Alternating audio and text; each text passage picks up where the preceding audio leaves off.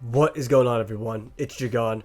We are back with another One Piece chapter review, 989. And I did think it was a pretty enjoyable chapter. A lot happened. He kind of is focusing more on the Straw Hats now, setting them up for what's to come. And I definitely see them being occupied with the situation at hand for the foreseeable future, with Kaido being occupied by the Scabbards. So it'll be some cool shine with the Straw Hats against Big Mom and the other commanders. Not really sure what he has in store for the other supernovas right now. Kid and Killer were last fighting the Gifters. Law kind of just entered the scene. We don't know about X Drake and we don't know if that was Hawkins who was with Law. So I'm curious to find out what happens there, maybe in the next chapter. But anyway, let's dive into the specifics. And the chapter does start off with the aftermath of Frankie running over Big Mom, and thank God Olin did not come back. I know some people were theorizing that, oh, Frankie just activated the amnesia plotline again, and man, thank God that did not happen. I know he likes to use Big Mom as jokes, but you still can't undermine her as an antagonist, as that co-antagonist of the arc, of the saga. She still needs to live up to that hype, and ultimately be a full-powered obstacle that Luffy and the Straw Hats must overcome in this arc. We get Jinbei and Robin in the vicinity. They finally start to, work together, a couple combo attacks here and there. And I think if the Big Mom fight does start to heat up, if that becomes a full-on fight, which I do think it is, I think Luffy is going to be at the forefront of the fight, and I think he'll get a lot of assistance from the Straw Hats. And if Jinbei and Robin are in this, it's going to be crucial that we see the teamwork element more, that we see the other Straw Hats performing support for Luffy in this battle. Next, we get a scene of Luffy telling Shinobu that Yamato is actually on our side, that he can be counted on to protect Momonosuke. And then Yamato literally says, "Kozuki Momonosuke, I am Odin and I'll protect you." To which we get a hilarious reaction shot from them. And it's honestly kind of weird at this point. Like this, I wouldn't say cosplaying, but this kind of role play is just really weird. Like, I just don't even know what Yamato's doing. This whole entire plot line is not very exciting to me. Like, I obviously want to give a little more time to see how things play out, but it's just kind of weird. Like, I just don't see why Yamato has to be doing this actual role-playing when you can literally just say that you want to inherit Kozuki Odin's will, open the borders of Wano and stuff. Like, I don't know. It's just a little off to me. But we see Big Mom talking about how the Straw Hats just pop up one after another, that they keep causing problems, keep annoying her. And the fodder say Big Mom is about to go on a rampage. But, I mean, hasn't she been on a rampage ever since Onigashima? Shouldn't she have been serious ever since she saw Usopp and Chopper through the window in the first couple chapters of Onigashima? So I don't know, man. We'll see. Because in Whole Cake Island, we were talking about how Big Mom was nerfed for all these times, right? Like the hunger pains nerfed her, whatever. Fair enough. But the same kind of things are happening here in Wano when she is not nerfed, when she's serious, when she's in a right state of mind. So yes, I do like how Jinbei and Robin were able to show off their skill sets against Big Mom. That's fine. But it's just, I don't like it when it comes at the cost of her portrayal. You can do that kind of stuff in support, right? You can do that when you're assisting another top tier and taking her down. Like, I assume that kind of stuff might happen while she's fighting Luffy, which would be a viable distraction, right? A top tier keeping her occupied while others play support. It's just really weird to see them just outright do this kind of stuff to Big Mom. But I guess we'll just have to wait and see what he has in store for her. We see Hyogoro and the Yakuza bosses actually fighting through more gifters, talking about how, like, the numbers are just so large that it feels like it's never ending. And then they point out the Flying Six, how Dendro called a certain group of dinosaurs the Flying Six, and that they're now going to go after him. I doubt they can beat him, but, the whole point of it is that they're just going to try to slow them down to the best of their abilities, and maybe someone else will finish them off. I was kind of expecting at first that every Flying Six member would get a one-on-one fight, but now I'm starting to doubt that. I think it's going to be a lot of clashes, a lot of Marineford vibes, and then of course we'll get Kaido, Big Mom, and the commanders who get the main fights. The Yonko won't be done with one-on-one obviously, but the commanders will get the one-on-ones, and that will probably be it as far as purely fleshed out one-on-ones. We see Big Mom recognize Soul King from Whole Cake Island, and how could she not, right? Like, Brooke literally snuck the poneglyph underneath her nose, and now you see her talk about how the Straw Hats have a ton of useful creatures that would be good in her collection. You got a cyborg, a talking skeleton, a raccoon dog thing, whatever you want to call Chopper. And then you get Frankie with one of his hardest lines of the series. I've been really feeling Frankie's character lately. He's had a lot of good moments, a lot of good lines. You see Nami say that, Frankie, you got to get out of here. She's a Yonko. Like, you got to run, man. But then Frankie's like, nah, we can't be scared of a mere Yonko. Our captain's going to be the king one day, man. And I love that energy. Jinbei said the same thing on Whole Cake Island. That's why he was not affected by her soul fruit. So I'm loving this energy from the Straw Hats. He's about to shoot a radical beam at Big Mom, but then he notices the numbers come. And just like the way Queen described them earlier in the arc, they are drunk out of their minds, just causing havoc. They also somehow off-screen were able to get a hold of Usopp and Chopper, but The most interesting thing about this is that Big Mom comments on how they are the ancient giant race that they were trying to resurrect via Punk Hazard. So it's interesting how Kaido brought them from Punk Hazard, he brought them into his army, and we know Big Mom, of course, wanted those giants to be part of her fantasy land. I already talked about what Jinbei and Robin did to Big Mom exactly, but I kind of want to talk about this dialogue between Big Mom and Jinbei. Jinbei, you bastard. How dare you abandon my crew? You're on my list of people to kill. That wasn't exactly the kind of reaction I was expecting. I did expect there to be something more to the Jinbei and Big Mom situation, such as her maybe doing something extra to the Sun Pirates. Maybe they had to sacrifice to let Jinbei get away. I don't know. But in my opinion, it kind of just undermines the stakes of Whole Cake Island.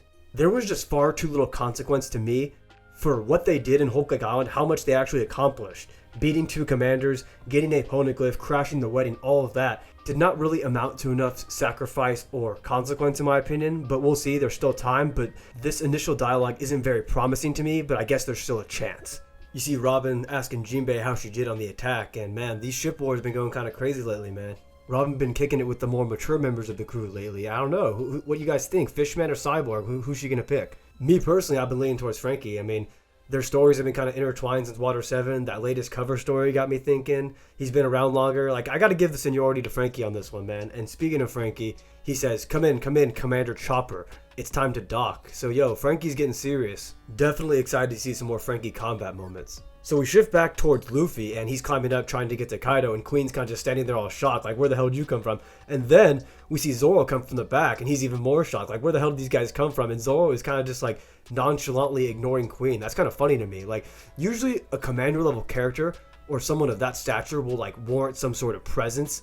Like, someone will at least comment on that, but Zoro is just like, nah, man, like, this guy's nothing. I'm going up to Kaido with you, Luffy. And that's actually the second time in Onigashima that Zoro has outright directly said that he has some sort of motivation to Kaido or some sort of plans to fight him. So for those of you who don't think he's going to be involved, come on, man. Like, there's been way too much build-up for him to be involved in the fight. Way too much that suggests he's going to be a prominent member in it. It's really not a stretch in my opinion that Oda's going to give a lot of his main characters multiple fights, that he's going to kind of wank their endurance, wake their stamina for the sake of what the narrative requires of them. But Queen hilariously stops them in his Brontosaurus form, and you know, come on, man. Y'all know the drill. You got to get through the commanders before you get to the grand prize, and that's exactly what he did. It was kind of weird how he just kind of spit them out. Why wouldn't he try to, like, freaking bite them down more or something? I don't know. Maybe they just broke free. But regardless, King is also there, and you know he's not going down without a fight. He also brings some of his, like, bird minions. I don't know if those are gifters or if they're just kind of like King's lackeys, maybe part of his race or something. I know some people have suggested that, but I doubt it. I bet you they're just like flying gifters. So we see Sanji from the previous attack from King in the last chapter, and he kind of just emphasizes the durability of the raid suit again, and he obviously dislikes the raid suit. It's a pretty good character conflict in my opinion, him swallowing his pride, him wielding the Germa tech for the sake of his crew. I just think it's funny how Oda kind of just has to like always emphasize how much he hates it, like whenever it performs a cool function. But regardless, I figured that Sanji and King would only be a clash.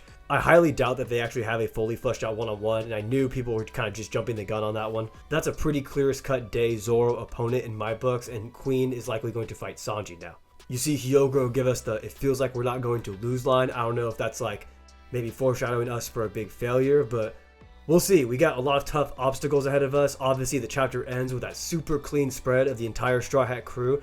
And I can't even remember when the last time we had a full spread of them was, but I'm just glad we finally get Jinbei in it. And with the spread, it finally feels like, I guess, the official setup portion of the arc is complete, or should I say of Onigashima. Like, we've gotten clashes in the last couple of chapters, but now I finally feel like the full fights are going to start. Obviously, Kaido is occupied with the Scabbards right now, with the Minks. We got Jack up there too, fighting the Musketeers and the Forest Guardians, and I think Jack is probably going to outlast them. I don't expect him to overpower the Sulan forms, but I expect his durability to just be that great to the point where he can outlast the Sulan forms, to which then he can gain the advantage and beat them when they're drained from the transformation. And then likely somebody else will come in there and 1v1 him. I'm not sure who, because a lot of people aren't in the vicinity who I expected to be in the vicinity at the time. So we'll just have to wait and see there.